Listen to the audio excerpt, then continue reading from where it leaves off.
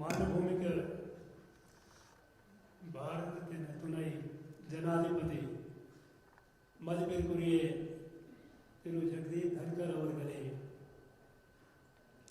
அவர்களின் மனைவி மதிப்பிற்குரிய டாக்டர் திருமதி சுதேஷ் தன்கர் அவர்களே,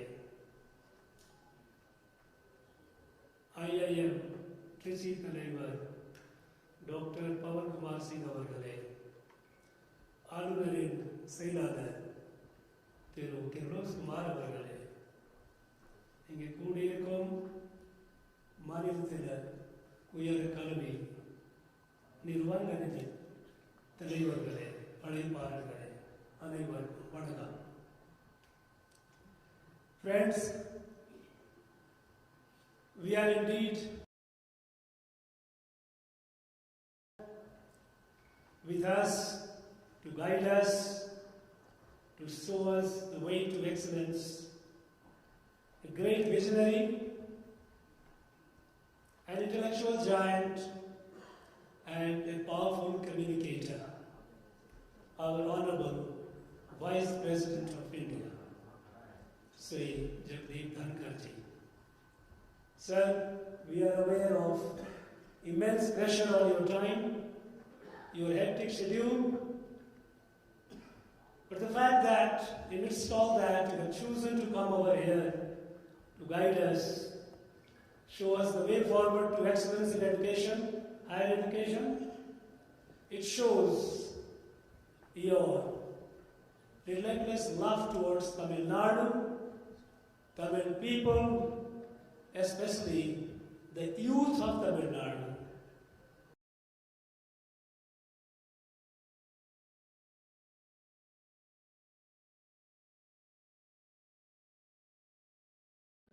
And purpose of the conference, this is the fourth in the series that we started.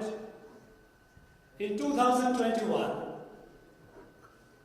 in the course of my visit to universities as a chancellor, when I met the students, including the gold medalists, I found their aspirations very low. Even the gold medalists were aspiring to get somehow a government job, class 2, class 3. It was not a comfortable scenario. And then we studied the education system in our state, and then we came to know that we have two parallel streams of education in our state, one vertically going up, other one in progressive decline. School education, our ASA report year on year tells us that how the private schools have been doing excellent, the government schools are on a steady decline, so much so that more than half the students in a government school in high school cannot read even a class 2 textbook. More than half the students in government school cannot recognize 2-digit numbers between 11 and 91. I'm 99. And then we find that its continuation is even in the state universities, the higher education. We needed to improve the quality.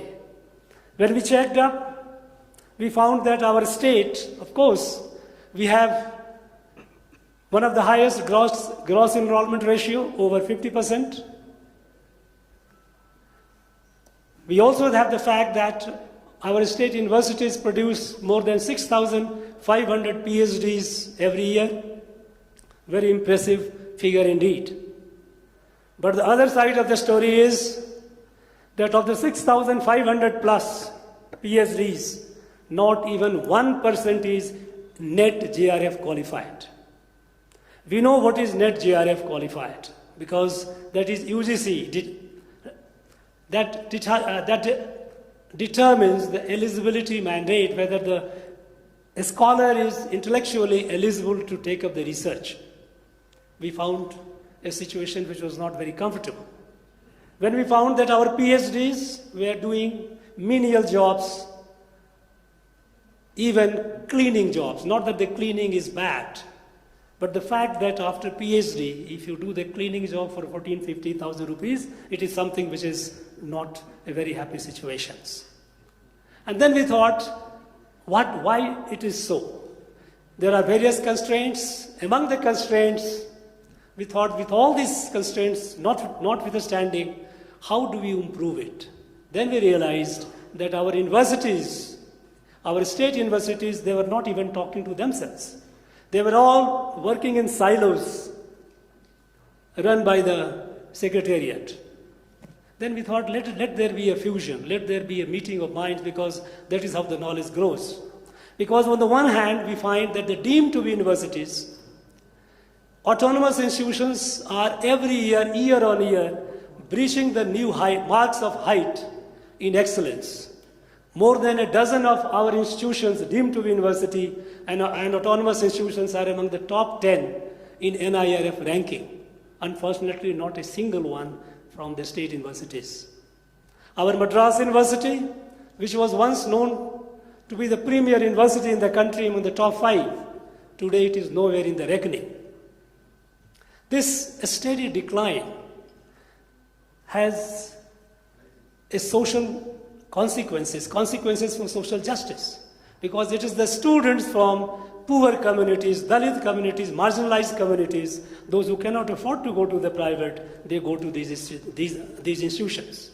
And if this is their fate, that on the one hand we keep producing degree holders and PhD holders, on the other they are worthy of nothing, it is in fact, it is perpetuating the discrimination. So this we have started in 2022. And I'm happy to inform you that there has been a significant progress, noticeable progress. Because there is a lot of talent, a lot of scholarship in the deemed to be universities, autonomous institutions. They started coming with the hand holding. And our net GRF number also started improving. In terms of intellectual property, though we were producing thousands of PhD, but there was no IP, there was no patent. What kind of research they were? Now, with the help, that also started improving. And it was moving towards a win-win situation. Even in this conference, in the 2 days conference we do invite resource persons from industries, from academia. Here we will be in the 2 days, we'll be discussing about maximizing learning through application of artificial intelligence. We will also be discussing about how the capacity building of the students as well as the faculties.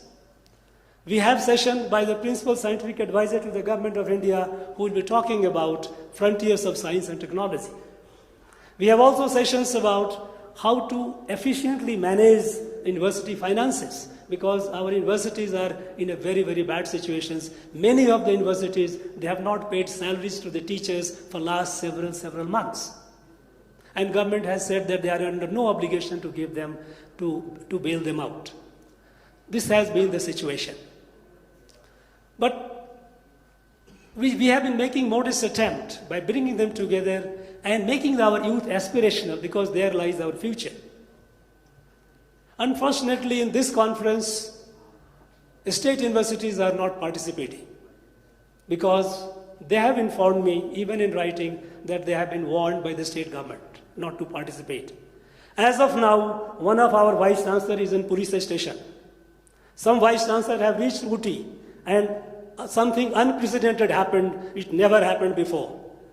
There was a midnight knock at their doors, where the secret police, a special branch of the state, went and told them, if you participate in the conference, you will not be able to go home and meet your family.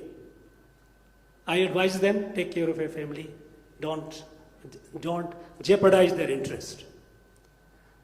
I wish good sense prevails, because essentially this conference is meant to improve the quality. There is no politics involved in it. And it has been showing result, but perhaps people, those who are in the government, they feel for them, it is not something which is a comfortable situation.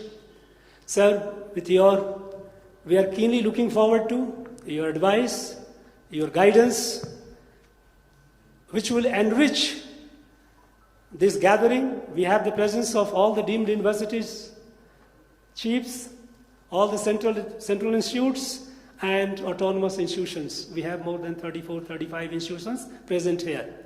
They will, in 2 days, they will deliberate with your guidance, and with the churning, the nectar that will come out will be shared with all to the advantage of everyone. Sir, on behalf of all of us, I once again thank you. I express our gratitude to you. We shall remain ever beholden to you for your interest in the Tamil people, Tamil youth, and for guiding us. Thank you very much, sir. Jai Bharat. ராகம் TV YouTube பக்கத்தை subscribe செய்யுங்கள்.